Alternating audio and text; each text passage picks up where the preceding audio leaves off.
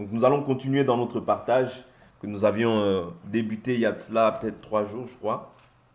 Donc on est toujours sur le corps du Christ. Le corps du Christ, donc 1 Corinthiens chapitre 12. 1 Corinthiens chapitre 12. 1 Corinthiens chapitre 12. Je vais prendre, nous avions commencé à partir du verset 12. La Bible nous dit, en effet, comme le corps est un, tout en ayant plusieurs membres, et comme tous les membres du corps, malgré leur nombre, ne sont qu'un seul corps, ainsi en est-il du Christ.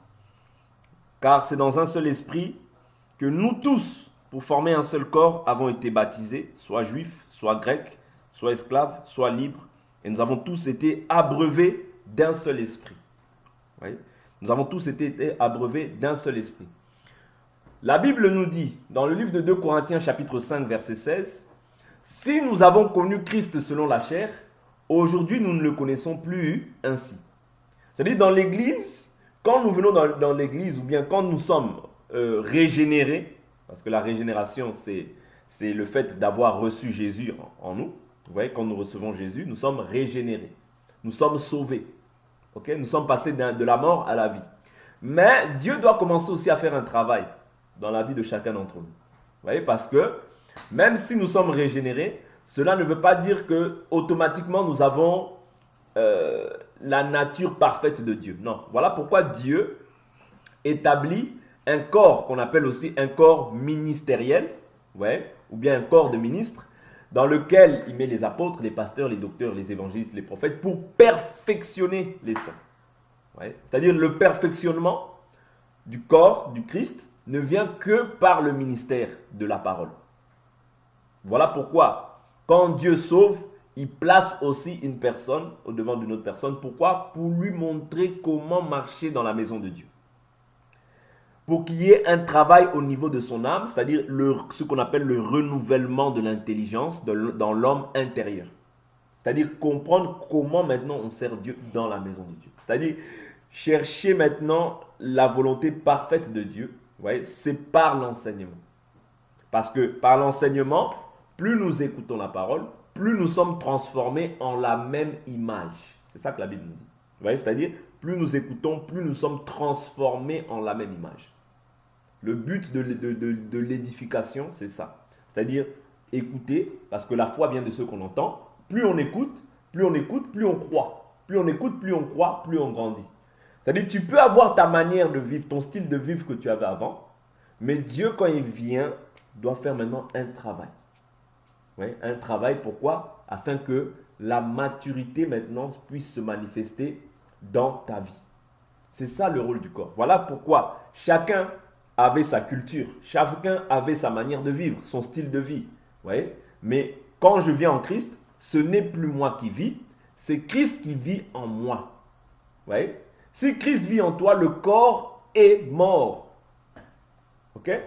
Le corps est mort, c'est-à-dire ce que j'étais autrefois. Vous voyez? J'étais peut-être grec, j'étais peut-être juif, c'est-à-dire les choses de la coutume doivent mourir. Les choses des traditions doivent mourir. Parce qu'en Christ, il n'y a ni juif, ni grec, ni esclave, ni libre. Nous sommes tous un en Christ. Est-ce que vous comprenez?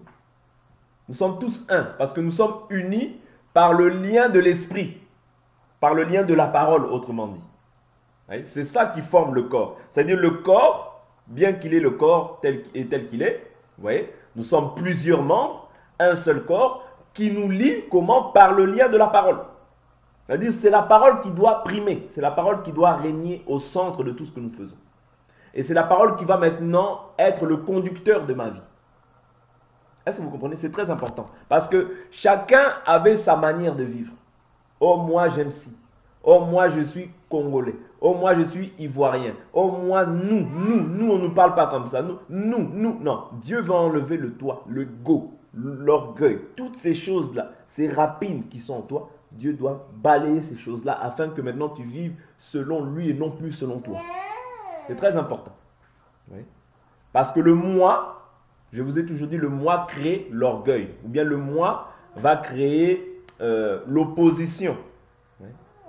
Moi ceci, moi cela. Non, le moi va créer toujours une opposition par rapport à la parole.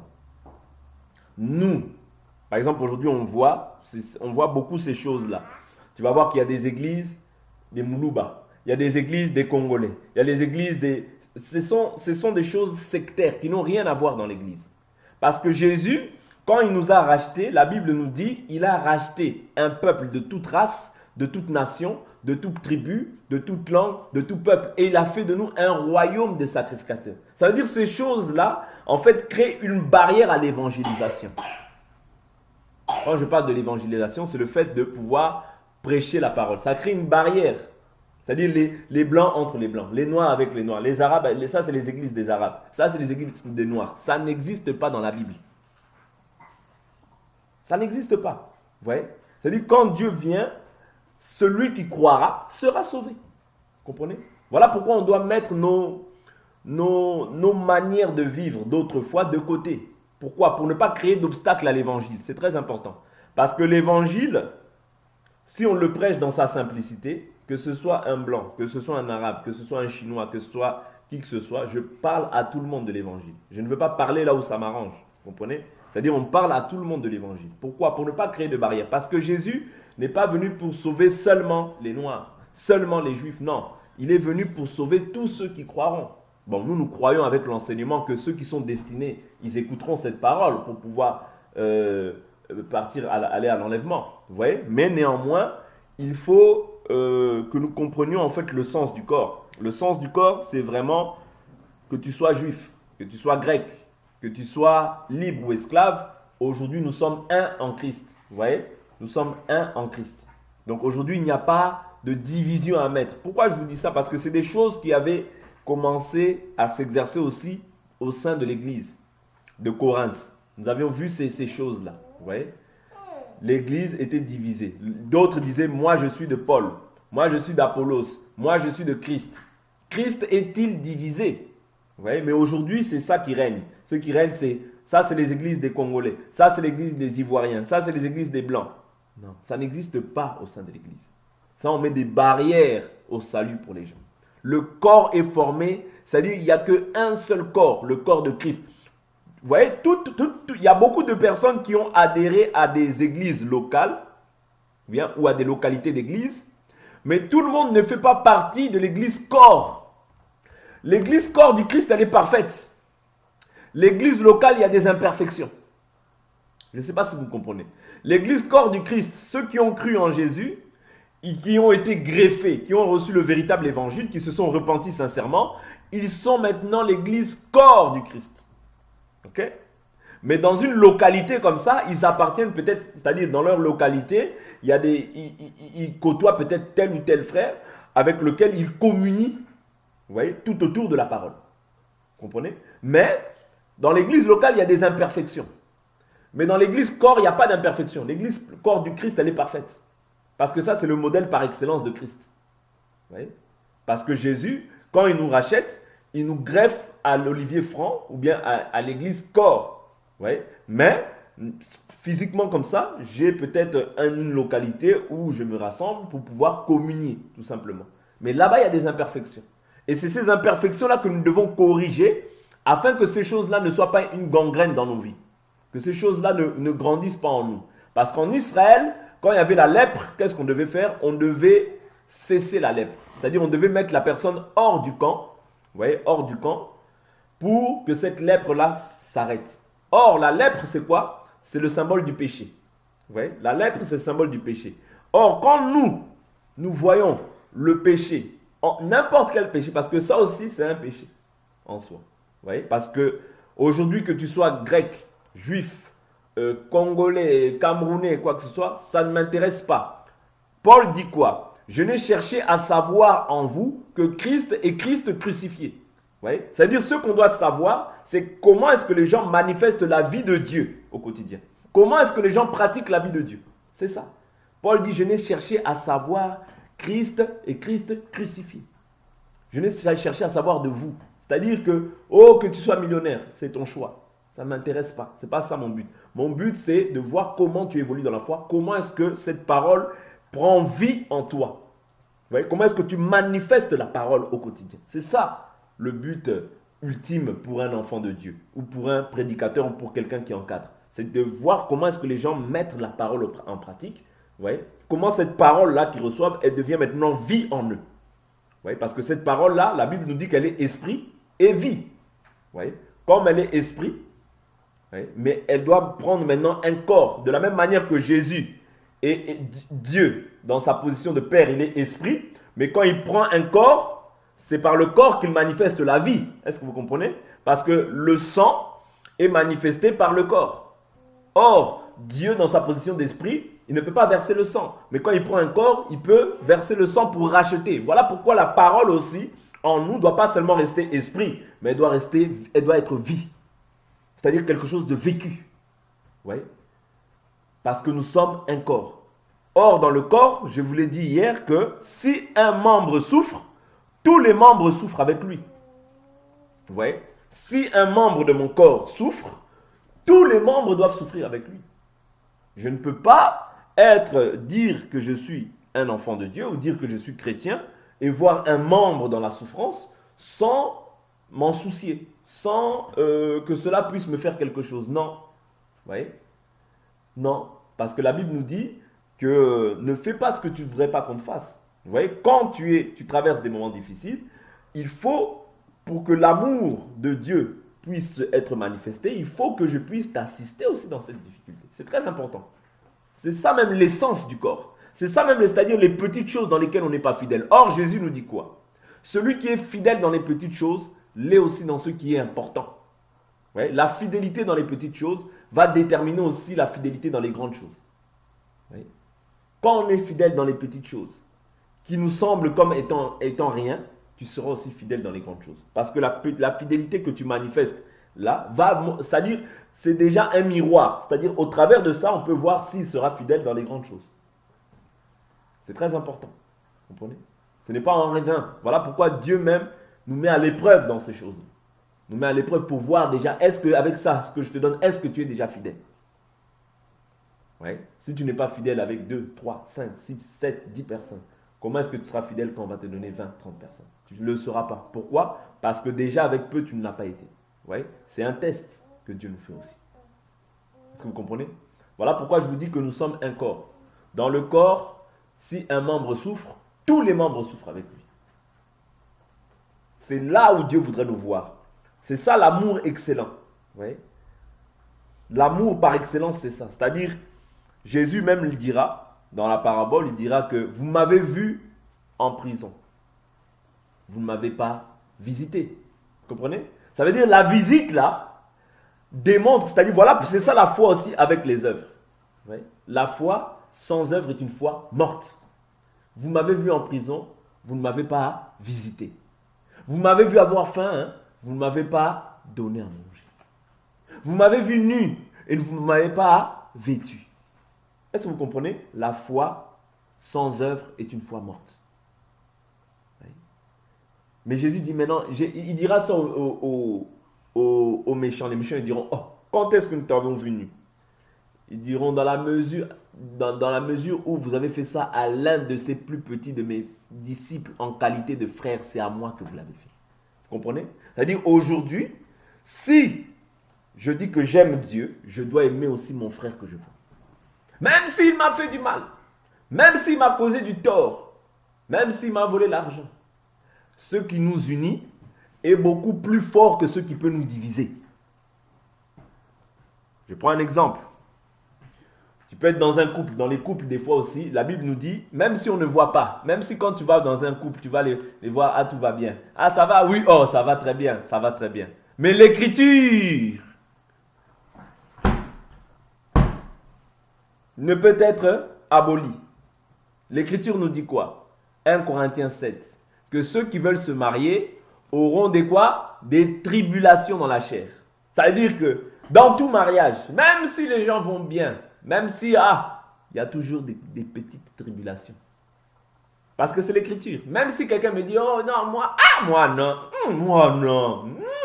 Je préfère croire en la parole. Parce que la parole a déjà dit, ceux qui veulent se marier auront des tribulations. Des fois, tu veux faire quelque chose, ça commence là-bas. Ça commence à parler dans tes oreilles. C'est les tribulations. Dieu l'a déjà dit. Donc, si ça arrive, moi je dois simplement dire, ah Dieu, tout homme menteur, toi seul tu es vrai. Vous comprenez? Donc, c'est ça. Les tribulations dans la chair, il y en aura toujours, parce que c'est une écriture. Or, la parole de Dieu reste scellée. C'est un sceau. Vous comprenez? Donc, Dieu est derrière sa parole pour l'accomplir. Et si toi, tu crois que, tu dis, non, moi, non, Dieu va envoyer un esprit. Un esprit pour te tourmenter, pour que tu comprennes que Dieu est vrai et que toi, tu es menteur. Voilà pourquoi la parole de Dieu, on dit seulement Amen. Amen. Amen. Pourquoi? Parce que je ne veux pas m'opposer à la parole. Vous comprenez? De peur que Dieu lui-même puisse envoyer un esprit qui vient me tourmenter. Moi, j'aime bien la paix. Hein? Donc, soyons dans la paix. Donc, c'est un peu ça. Donc, l'écriture, c'est l'absolu. L'écriture nous dit qu'on aura des tribulations dans la chair. Bon, est-ce que maintenant, ces tribulations dans la chair peuvent faire en sorte que je puisse me séparer avec mon épouse ou avec quelqu'un? Non. Pourquoi? Parce que l'amour de Christ en moi ne me permet pas de faire ça. Mais l'amour aussi que j'ai pour mon épouse ou pour mon époux ne me permet pas d'agir de la sorte. Vous comprenez? C'est-à-dire que même les tribulations, même les difficultés ne peuvent pas nous séparer. C'est-à-dire même si on est fâché. Mais la raison doit toujours revenir. Comme le fils prodigue, il entra en lui-même. Quand il est entré en lui-même, il a dit, ah, j'ai tout chez mon père. Il est reparti chez son père. Vous comprenez? C'est ça, le lien du corps. C'est-à-dire le lien du corps, il est indivisible. Oh, mon frère, il m'a insulté. Mon frère, il m'a fait ça. Oui, mais je le supporte et je le pardonne. C'est-à-dire, je mets ça sur le compte du Seigneur. Dieu a permis. Vous comprenez? Mon frère a fait ça. Je le supporte. Pourquoi? Parce que c'est ça les tribulations. Ouais? C'est-à-dire, il y aura même des tribulations qui viendront. Il y aura des vents. Mais ça, toutes ces choses-là, c'est des vents. Les vents passeront. Mais quand la maison est bien bâtie, elle ne peut pas être ébranlée. Voilà pourquoi je vous dis qu'un corps est indivisible. Je ne peux pas dire, toi, mon bras, tu m'énerves, allez, je te coupe. Non.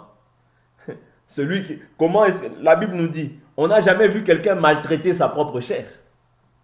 On n'a jamais vu. À part si tu es fou, on voit que tu te mets des coups de poing pour mourir. Bon, là, je comprends que tu es fou. Vous comprenez? Mais si tu es normal, même si ton visage, même si ton oreille te fait mal, mais jamais tu vas la couper. Jamais tu vas dire, bon, je prends la décision aujourd'hui de la couper. Non. Pourquoi? Parce que quand le membre va s'en aller, tu vas souffrir davantage. Vous comprenez? C'est ça l'intérêt du corps. Si on comprend en fait la profondeur et le fait que les membres, chacun pour leur part, sont indispensables. Moi, je dis toujours, hein, un membre n'est pas nécessaire. Il est indispensable au corps. Il est indispensable au corps. Il n'y aura pas de division comme on les voit là. L'autre, il cherche son intérêt. Tout ça, c'est pourquoi? C'est parce que les gens cherchent seulement leur propre intérêt. Mais si chacun cherchait l'intérêt du royaume, mon frère, il n'y aurait jamais de division dans l'église. C'est impossible. Ouais. Avec l'amour que Jésus a déversé en nous, c'est nous qui devons avoir beaucoup d'amour à déverser envers les gens. Ouais. Mais le contraire, les gens font quoi? Ils se haïssent, ils se maudissent, ils se négligent les uns les autres. Ouais. Or, c'est celui à qui tu dois donner de la valeur, ton frère, ta soeur dans le Seigneur, mais c'est celui qu'on méprise par moment. Revenons à des bons sentiments. Revenons à des sentiments qui étaient en Christ. La Bible nous dit, ayez en vous les sentiments qui étaient en Christ. Lui qui était l'égal de Dieu n'a pas pris comme une proie à arracher d'être égal à Dieu. Et la Bible rajoute que l'humilité vous fasse voir les autres comme étant plus grands que vous-même. Ça, c'est l'humilité par excellence. Oui. L'humilité doit me faire voir les autres comme étant plus grands que moi-même. Et comprendre que moi, je ne suis rien. De toute manière, nous sommes absolument rien. La chair qu'on glorifie, tout ce qu'on peut glorifier, ce n'est que passager. Quand tu le vois dans un cercueil de même pas 2-3 mètres, tu vas dire, ah, tout ça pour ça. Vous comprenez? Donc, si on comprend vraiment la nécessité du corps, si on comprend vraiment le but pour lequel Dieu nous rassemble, il faut vraiment que nous puissions veiller les uns sur les autres. Vous voyez? Veiller les uns sur les autres et nous exhorter toujours à l'amour, afin d'être un même corps, une même âme. Oui. Avoir une même pensée. C'est vrai que ce n'est pas facile. Mais tout ça demande aussi l'implication des uns et des autres. Oui. C'est-à-dire que chacun doit s'impliquer. Chacun doit avoir ce fardeau-là. dans son cœur et se dire non, comment est-ce que je peux être nécessaire et utile pour le corps? Qu'est-ce que je peux apporter au corps? Qu'est-ce que je peux améliorer? Vous voyez? Si on a ce souci-là, autant qu'on a le souci de payer nos factures, autant qu'on a le souci de faire plaisir à sa femme et à ses enfants, vous comprenez? Donc de la même manière, si on a ce fardeau-là dans notre cœur, vous verrez que, et Dieu sera glorifié, parce que moi je vous dis toujours, tout ce qu'on fait pour Dieu, Dieu ne l'oublie pas. C'est pas moi, je prends l'écriture. Je prends l'écriture. L'écriture.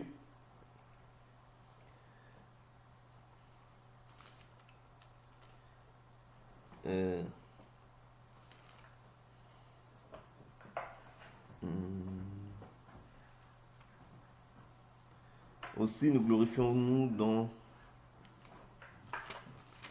Bon, je prends Romains. Romains chapitre 4. Romains 4. Voilà. Romains 4, je prends verset 2. Si en effet Abraham a été justifié par les œuvres, il a sujet de se glorifier. Mais devant Dieu, il n'en est pas ainsi. Vous voyez? Devant Dieu, il n'en est pas ainsi, c'est-à-dire les œuvres. En effet, que dit l'Écriture? Abraham crut à Dieu et cela lui fut compté comme justice. Or, à celui qui fait une œuvre, le salaire est compté non comme une grâce, mais comme un dû. Je répète, à celui qui fait une œuvre, le salaire est compté non comme une grâce, mais comme un dû. C'est-à-dire, quand toi tu fais une œuvre bonne pour la gloire de Dieu, c'est une dette envers Dieu. Est-ce que vous comprenez? Dieu a une dette envers toi. Pourquoi? Parce que toi tu as fait une œuvre. Or cela maintenant t'est compté comme un dû. Voilà pourquoi Dieu n'oublie pas les choses que tu fais pour son nom. Ne te dis pas, oh, j'ai fait ça, on m'a rendu le mal. Non, espère en l'Éternel. Dieu est juste. C'est lui qui est le rémunérateur et le consommateur de notre foi. Est-ce que vous comprenez? Voilà pourquoi nous devons nous exhorter à faire toujours le bien. La Bible nous dit, n'imite pas le mal, imite le bien. Celui qui fait le bien a connu Dieu. Celui qui fait le mal n'a pas vu Dieu. Vous comprenez? Quand tu as vu Dieu, tu dois t'exercer à faire le bien.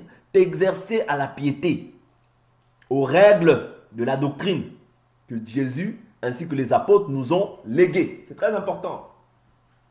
Oui. Ah, d'ailleurs, si je fais ça, de toute manière, c'est pareil. Non, fais toujours le bien. Fais toujours le bien. Parce qu'un enfant de Dieu ne doit pas se lasser de faire le bien. Mais c'est-à-dire, ça doit être une pratique que tu fais de manière quotidienne. Ouais, de manière quotidienne, sans calculer, mais en espérant l'Éternel. Parce que tout ce que tu fais pour Dieu, Dieu ne manquera pas de te rendre le bien. Tout ce que tu fais pour Dieu, même les plus petites choses, ne te dis pas que oh, c'est en vain. Non. C'est pour ça que je vous dis toujours que Dieu nous examine aussi sur les petites choses. Et la Bible déclare, Jérémie 48, verset 10, « Maudit soit quiconque fait l'œuvre de Dieu avec négligence. » C'est-à-dire l'œuvre de Dieu, on doit la faire avec empressement et avec zèle. Le zèle, c'est l'empressement que j'ai pour les choses de Dieu. Ouais. Voilà pourquoi quand tu as quelque chose à faire dans ton cœur, Dieu te met quelque chose à cœur, fais-le. Surtout pour le corps, fais-le. Parce que la Bible nous dit, Galates 6, c'est pas moi. Vous voyez, la Bible nous dit, nous devons faire du bien à tout le monde sur la face de la terre. Nous faisons du bien à tout le monde. Mais surtout, envers les frères en la foi. Pourquoi surtout envers les frères en la foi? Quand je dis frères, j'inclus aussi les sœurs. Donc les sœurs, ne soyez pas... Quand je dis les frères, c'est dans le corps. Surtout, c'est pas pour rien. Pourquoi? Parce que quand je fais du bien au frère, qu'est-ce que le frère va faire? Il va rendre gloire à Dieu. Mais si je ne dis pas qu'il ne faut pas faire du bien aux autres. Non, il faut faire du bien à tout le monde. Mais quand je fais, par exemple, un soulard de ma famille, je vais lui donner 10 €. Il va acheter la bière. C'est pour la gloire de qui? C'est pour la gloire de Satan, c'est pas pour la gloire de Dieu. Parce qu'il va se saouler davantage. Quelqu'un à qui je vais donner 100 €. Ça peut être même mon frère dans la chair, c'est pas mauvais. Je donne 100 € à mon frère dans la chair. Peut-être qu'il va faire des choses qui ne sont pas conformes à la volonté de Dieu. Mais je donne 100 € à un frère qui est dans le besoin. Le frère là, il va rendre gloire à Dieu par rapport au fait qu'il a vu la main de Dieu agissante. Peut-être qu'il avait demandé ça à Dieu Et il a vu la chose se manifester aussi, c'est-à-dire la prière qu'il a demandé à Dieu, il l'a vu aussi se manifester. Qu'est-ce qu'il fera? Il rendra gloire à Dieu. Et Dieu est glorifié. Et toi, pour toi, l'acte que tu as fait, le bien que tu as fait, c'est indu. Parce que tu as fait une œuvre, Dieu n'oublie pas. Dieu n'oublie pas. Vous voyez? Le bien en général, Dieu n'oublie pas. Mais quand tu fais un bien, notamment à un frère, le frère rend grâce à Dieu, ou la sœur rend grâce à Dieu, Dieu n'oublie pas. Voilà pourquoi, dans le corps, il faudrait qu'on ait cette vision-là, cette manière-là de voir les choses, de se dire que celui-là, c'est un membre du corps. S'il souffre, je souffre. Pourquoi? Parce qu'on est un même corps. Ce n'est pas pour rien que Dieu prend l'image d'un corps. Hein. C'est vraiment pour nous montrer en fait là où Dieu nous attend. C'est-à-dire Dieu ne nous attend pas simplement dans une conversion de facettes. Ah, je suis converti, je suis converti. Non, je suis converti. Oui, c'est bien. Mais ça peut être une conversion de facettes. C'est-à-dire pour nous démontrer. Non, Dieu nous attend plus loin que ça. Parce que les pharisiens, c'était comme ça qu'ils étaient. Les pharisiens, ils élargissaient des longs phylactères, ils faisaient des longues prières, ils faisaient tout pour être vus des hommes. Est-ce que vous comprenez? Tout ce qu'ils faisaient, c'était pour être vus des hommes. Mais nous, la Bible nous recommande aujourd'hui, dans ce temps de l'ère de la grâce dans laquelle nous sommes, Dieu nous recommande de faire les choses dans le secret. Afin que, même si les hommes ne voient pas, les hommes peuvent dire, ah, lui il ne fait rien, il ne fait rien. C'est pas grave. Dieu voit ce que je fais dans le secret et cela suffit. Vous comprenez? C'est-à-dire, à la manière des hommes, les gens peuvent dire, ah, lui il ne fait rien, il ceci, cela. C'est pas grave. Mais toi, ce que tu fais dans le secret, Dieu le voit. Et c'est ça qui a de la valeur pour Dieu. Ce n'est pas, parce que la Bible nous dit, tout ce qui est élevé parmi les hommes est en abomination envers l'Éternel. Voilà pourquoi je comprends que même les papes, tous ces gens-là, ce sont des démons. Pourquoi? Parce que quand tu es élevé, ok, quand tout ce qui est élevé parmi les hommes est une abomination auprès de Dieu. Voilà pourquoi ne cherchons pas la grandeur à la manière des hommes, mais recherchons simplement à faire la volonté de Dieu. Si Dieu t'élève, gloire à Dieu. Mais si Dieu ne t'élève pas, reste fidèle. Dieu n'élèvera pas tout le monde de la même façon. Dieu a son plan pour chacun d'entre nous. Mais néanmoins, là où Dieu nous attend, c'est dans la fidélité déjà dans les petites choses. L'amour, je vous dis toujours que l'amour, ce n'est pas « Oh oui, je veux, je ne veux pas ». Non, l'amour, tu me dois. Tu me dois. Je peux te réclamer ton amour. Pourquoi tu ne m'aimes pas? Un jour, j'ai dit ça à un frère. Il a dit, oh, donc qu'est-ce que tu veux dire? J'ai dit, mais non, mais tu me dois l'amour. J'ai dit, mais comment toi, j'ai dit, tu es très diabolique. Comment tu n'aimes pas ton frère? Tu vois? Oh, mais non, mais pourquoi tu dis ça? J'ai dit, mais non, tu es diabolique. Tu n'aimes pas, tu m'aimes pas. Mais comment? Je lui ai dit ça. Donc le frère là, il était gêné, il ne savait plus où se mettre. J'ai dit, mais non, mais c'est ça vous, tu vois, les chrétiens d'aujourd'hui, c'est ça. Ouais. Et il ne savait plus où se mettre. J'ai dit, non, mais tu es très diabolique. Quand je lui ai dit ça, depuis là, il ne m'appelle plus. Bon, gloire à Dieu, moi je lui ai témoigné mon amour. Vous comprenez? Donc c'est cette manière-là qu'on doit avoir de faire. C'est-à-dire savoir que mon frère, je te dois de l'amour. Je suis obligé. Oh non, non, je suis obligé. C'est une dette. C'est pas moi, c'est l'écriture. Romains 13. Romains 13. Romains 13. Verset 10. Romains 13, verset 8, pardonnez-moi. Romains 13, verset 8. Ne devez rien à personne, si ce n'est de vous aimer les uns les autres. Car celui qui aime les autres a accompli la loi. En effet, les commandements, tu ne commettras pas d'adultère, tu ne commettras pas de meurtre, tu ne commettras pas de vol, tu ne rendras pas de faux témoignages, tu ne convoiteras pas. Et tout autre commandement, dans cette parole, tu aimeras se résume dans cette parole. Tu aimeras ton prochain comme toi-même. L'amour ne fait pas de mal au prochain. L'amour est donc l'accomplissement de la loi. Vous voyez? C'est-à-dire que l'amour vient pour accomplir. Jésus, voilà pourquoi Jésus dit, je ne suis pas venu pour abolir, mais je suis venu pour accomplir. Jésus est venu pour accomplir la loi. Or, par amour, qu'est-ce qu'il a fait? Il s'est offert pour toi et moi, afin que nous soyons dans un même corps. C'est-à-dire nous supporter, même avec nos caractères. Oh, lui, il a un caractère dur. Oh, lui, il a un caractère comme ça. Tu dois le supporter. C'est Dieu qui permet ça. Toi, tu ne vas pas choisir à la place de Dieu. Dieu t'a mis là, il sait pourquoi. Ah, mais lui, son caractère, il est trop dur. Reste là. Il est dur, supporte-le. Par amour. C'est pas moi, c'est Pierre qui dit. Supportez même ceux qui ont un caractère dur. Un caractère difficile. Supportez-les. Parce que l'amour supporte tout. L'amour croit à tout. Quand je prie, Seigneur, touche son cœur, qu'il soit apaisé. Dieu va finir par le toucher. Quand tu supportes, Dieu va finir par toucher son cœur. Dieu va l'apaiser, c'est comme ça. Mais quand je... Ah non, là je ne supporte plus, je ne supporte plus. En réalité, tu n'as pas l'amour. Tu n'as pas l'amour. Parce que quand tu as l'amour, tu supportes. Oh non, moi je pars, c'est terminé. Tu n'as pas l'amour. Est-ce que vous comprenez? L'amour pardonne tout. L'amour croit tout. Qu'est-ce que toi tu ne peux pas pardonner par amour? Tu dois tout pardonner. Par amour, tu pardonnes tout. Je dis toujours, si même ton enfant il te vole l'argent, tu vas lui pardonner. Pourquoi? Parce que tu l'aimes. Mais quand c'est ta femme ou ton mari, non, là c'est fini. Là c'est fini. Tu n'avais pas l'amour. Tu cherchais simplement une occasion pour pouvoir maintenant manifester en fait ce qu'il y avait dans ton cœur. Parce que la Bible nous dit c'est de l'abondance du cœur que la bouche parle. Ça abondait en fait dans ton cœur. Maintenant voilà pourquoi cette chose-là est sortie. Mais en réalité dans ton cœur tu avais déjà ce manque d'amour. Parce que l'amour parfait, la Bible nous dit l'amour parfait bannit la crainte. Quand tu vois quelqu'un qui est toujours dans la crainte, son amour n'est pas encore parfait. Parce que l'amour parfait, ça bannit la crainte. Si je fais ça, si je fais ça, non. Son amour n'est pas encore parfait. C'est-à-dire l'amour, tu peux l'avoir, mais il doit atteindre maintenant un niveau de perfection. Voilà pourquoi Dieu a donné les ministères de la parole. Apôtre, pasteur, prophète, docteur, évangéliste. Pourquoi? Pour le perfectionnement des saints. Pour que la perfection, l'amour puisse atteindre aussi un niveau de perfection.